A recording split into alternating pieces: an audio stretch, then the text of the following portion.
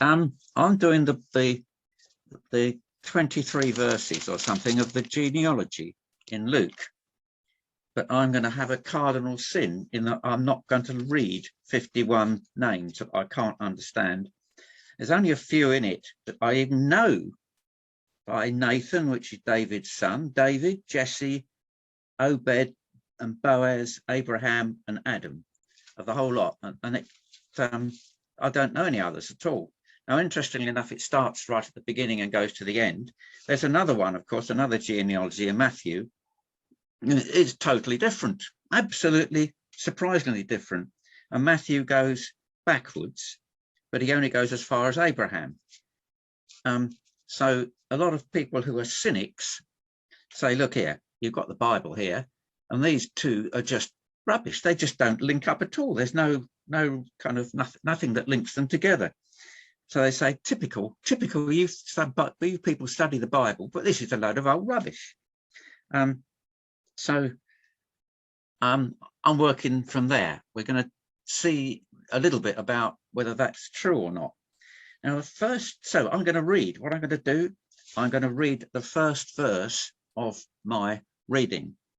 And you may have not noticed what's here, but it says, now Jesus, well, no, wrong one. Where are we?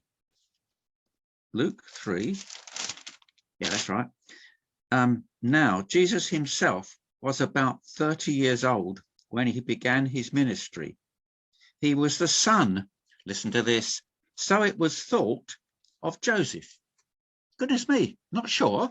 Well, if you look at the 2 or 3 of the versions, one of them says the New American Standard Version, which is very, very straight to the words. It says Joseph was supposedly the son of Jesus. So this is a bit strange, isn't it? Oh, now the other thing is, of course, that all in this one, the whole list, it says Abraham, the son of whatever, but that actually, again, isn't true, because the original says Abraham of. It doesn't say the son of. So, in fact, it could be the relation of.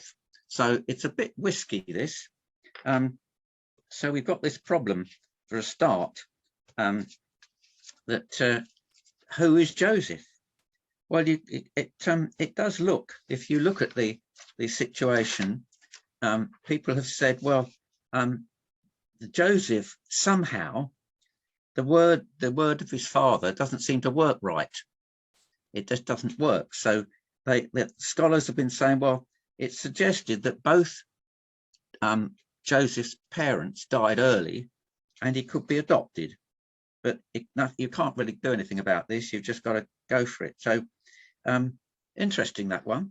Now, the other interesting thing about Joseph, of course, is incredibly shadowy figure. He is the husband of Mary, and normally in a Bible stuff, the male would be the guy who is very much noted, but he only appears at the birth, and the only other time he appears is when they both go to Jerusalem with David, with Jesus. At no other time is he noted, but unusually for that type of thing, Mary is the emphasis all the way through. Now that's kind of quite interesting. Now let's go back to the problem. We have a real problem between the two lists. Matthew is said is the royal line because you've got all the kings bombing down the whole thing. So what is Luke's? Well, you can't really say. You've tried lots and lots of possible reasons, but they don't seem to work. So you've got this real big problem. So what do we do about it? Well, a very helpful answer is to look at the original reason why the guys wrote this, Matthew or Luke. So let's kind of look at this a little more closely. There are 4 Gospels, right? Now, John is so different from all the others. There's no relationship at all. 3/4 of John is in the last week of when Jesus was dying, and it's not kind of going through the history. It's kind of picking up bits and pieces, so you can ignore them from any relationship to one another. Now, it's said that Mark was the first gospel written, and it's a quickie.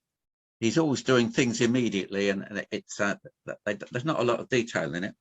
But then if you take Mark, Matthew and Luke and take out of Matthew and Luke everything that was related to Mark, what they picked up, you've then got what's left in Matthew and Luke, but nothing that Mark says. So you've just got those two. So there we go. We take that bit out, and then we get to the stage where we say, right, now let's look at the common stuff in Matthew and Luke. So we take out all the common stuff in Matthew and Luke, and then we find the reason why Matthew, for instance, wrote this gospel.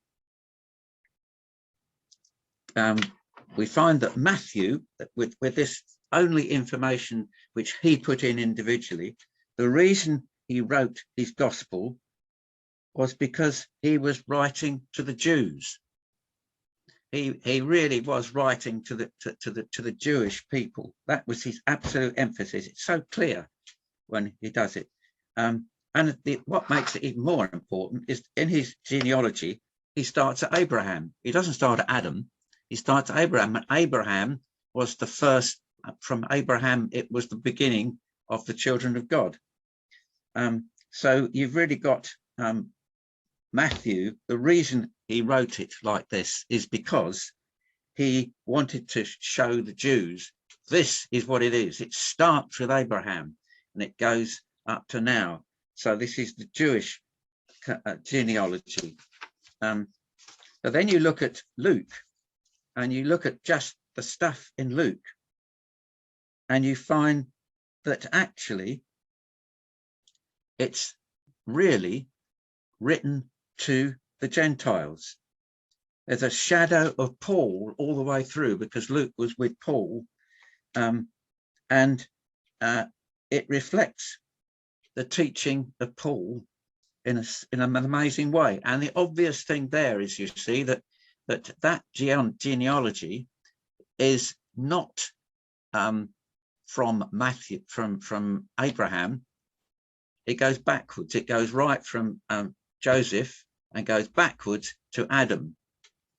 And that is very important because one of Paul's main arguments in Romans, particularly when he talks about Adam, the first Adam and the second Adam, and that's very in Romans chapter 5, sorry, that he talks about the fact that the first Adam affected all of us because the first Adam sinned and therefore we've all sinned. And he goes on, he keeps saying the kind of this in other fashions in that for about 5 times. We hadn't got a hope because Adam sinned and we have the effects of that.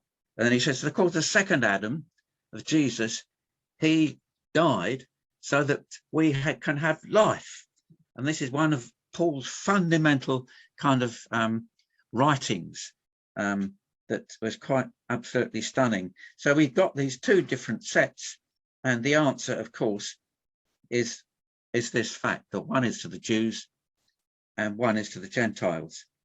And that is basically the interesting fact. The other interesting thing about Luke is that Matthew says very, very little about women, but Luke says an awful lot about women. If you look in the Gospels, Matthew says very little about it, but Luke really picks them up, and it's all the stories of that in Luke include women. So just an interesting scenario, and that is the best we can do, but I think we've kind of cracked it.